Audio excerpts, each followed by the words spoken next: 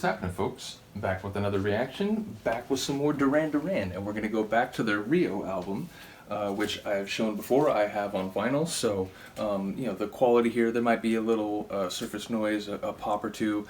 You know, this is a 40-year-old record, so we'll just have to swing with it. But we're going to listen to a tune called Save a Prayer. I remember this by name, but I can't think of the sonics or the lyrics.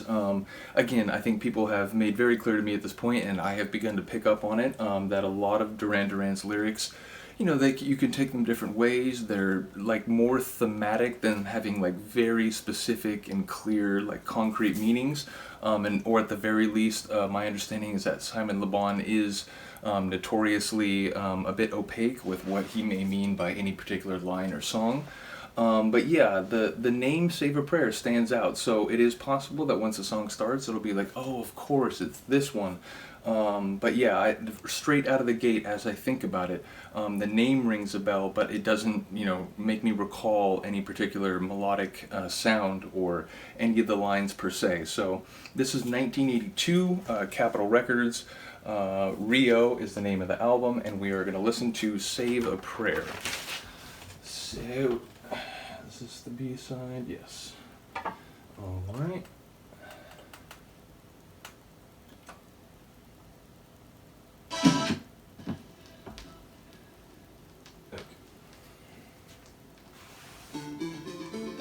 Oh, 100% I remember this. Oh my God, it's not this song! Oh my God! I love this song. If you had played this for me and not told me who it was, I'd be like, oh wait, like, what is this? You saw me standing by the Number one, I love, it's almost like chiptune, kind of that mechanical, like almost video game kind of melodic layer. I can't believe this.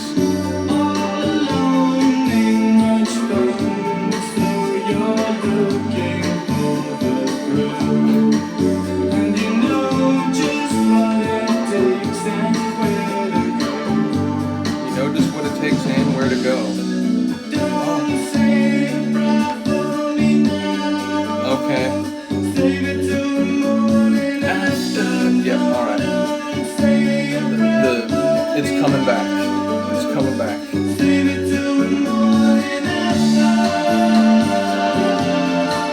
Oh my God.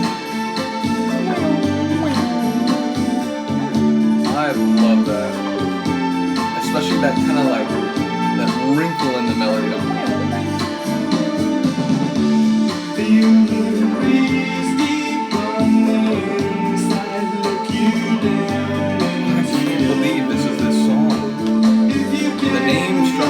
But little did I know, like, yeah, you heard this. You used to love this song, little guy.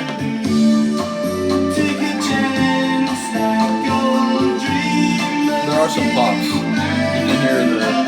can hear the age of the vinyl. I also like that. I don't think it's a snare. It's like it's hitting wood, or like the side of the snare.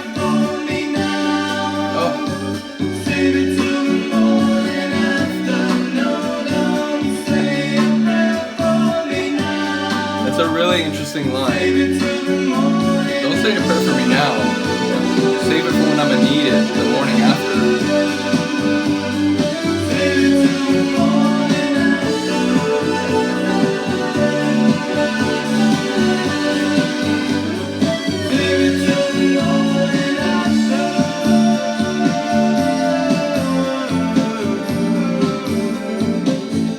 Yeah, again, it's like there's synths going on.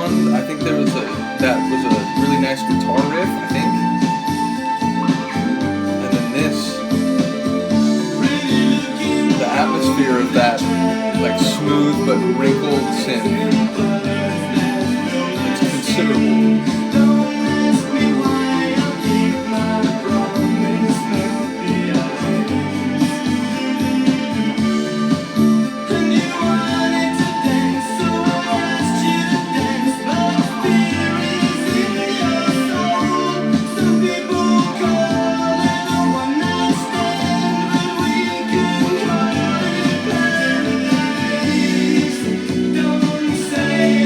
then exactly, but then, you know, we'll see what happens when you wake up the next day.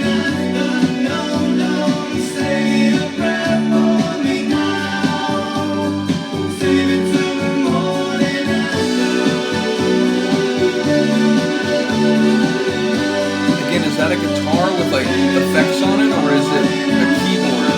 I'm not sure.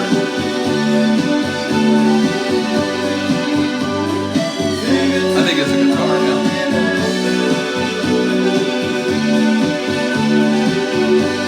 But his singing and the like.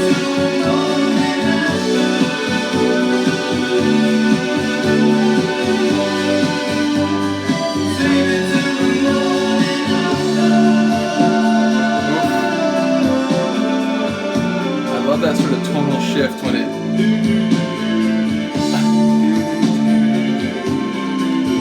I love that.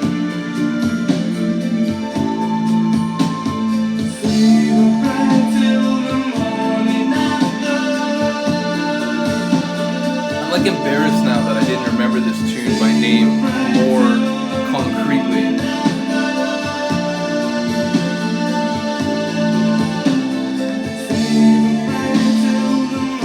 Again, it's like I've been listening to Depeche Mode for a long time, and I'm well aware of how their music influenced my growth as a musical lover, but it's becoming increasingly clear to me that I was listening to a lot of Duran Duran back in the day, even if I didn't have the albums to the same degree. It's still just...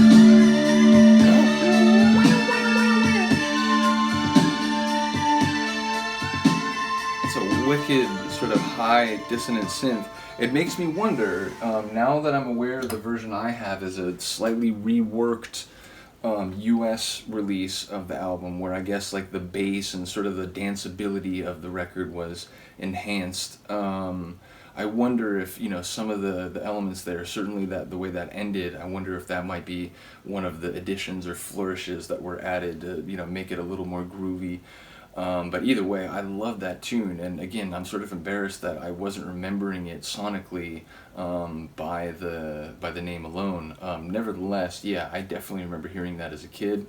Again, as with a lot of tunes in the 80s when I was a single-digit kid, I wasn't really picking up on, you know, what they were talking about, although, you know, I do remember that the chorus, the, you know, save the prayer for me now, like, you know, keep it for the morning after. I do remember that line, but it wasn't until, you know, I got older that I would start to think about songs with those kind of lyrics and like, ah, okay, you know, this is a much more mature subject matter than I realized. But yeah, that one really took me back because, you know, unlike some other songs of theirs in from the 80s that I then, like in the late 90s, as a teenager kind of reconnected with, including, you know, Hungry Like the Wolf and Rio. I don't remember, like, you know, re-listening to that, so that might have been the first time I heard that in, you know, like 35 years, something like that.